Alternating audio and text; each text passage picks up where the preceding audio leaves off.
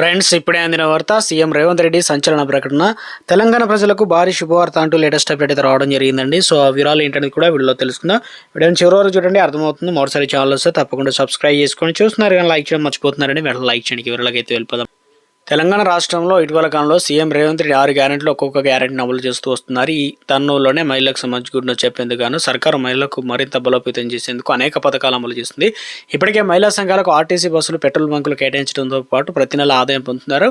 So ఇక మహిళా శక్తి క్యాంటీన్లు కూడా ఏర్పాటుకు ఉపాధి అవకాశాలు ప్రభుత్వం కల్పిస్తుంది. కాబట్టి తాజాగా తెలంగాణ ప్రభుత్వం మరో కీలక నిర్ణయం తీసుకుంది. మహిళలను మరింత ఆర్థిక బలోపేతం చేసేందుకు మరో కొత్త పథకాన్ని శ్రీకారం చుట్టారు.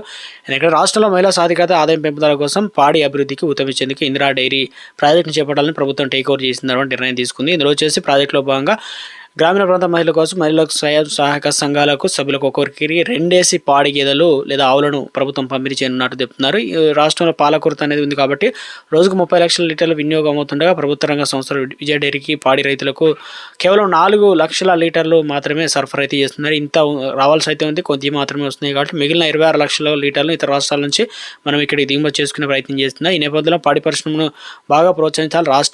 రాష్ట్ర పాడి పరిశ్రమ అభివృద్ధి సమైక్య ప్రభుత్వాన్ని కోరిందనమాట. దీంతో ప్రభుత్వం ఇందిరా డైరీ ప్రాజెక్టు పైన దృష్టి సాధించిందనమాట. ఇందిరా డైరీ ప్రాజెక్టు కింది ప్రతి 10 గ్రామాలను ఒక యూనిట్గా ఏర్పాటైతే చేయనున్నారనమాట. ఒక్కొక్క మహిళకు స్వయం సహాయక సంఘాల సభ్యురాలకు 2 లక్షల రూపాయలు ఏదైతే ఉన్నాయో యూనిట్లకు ధరతో 2 పాడి గేదెలు లేదా ఆవులు అందజేస్తారు. ఇందులో 70% సబ్సిడీ ఇస్తుంది. బ్యాంకుల ద్వారా 60,000 రూపాయల రుణాలు అయితే ఇస్తారు. అంతేకాకుండా రవాణా కోసం ప్రభుత్వం ట్రాలీ అయితే అందజేయకుంటున్నారు. ఉప ముఖ్యమంత్రి బట్టి విక్రమార్క ప్రాతినిధ్యం వహిస్తున్నటువంటి మధుర నియోజకవర్గంలో దీనిని పైలట్ ప్రాజెక్టు కింద ప్రభుత్వం చేపట్టిందనమాట. రాష్ట్రంలో కొడంగల్ సహా ఇతర ప్రాంతాలకు దీన్ని వర్తించేందుకు కానీ కార్యాచరణ సిద్ధం చేస్తుందన్నమాట.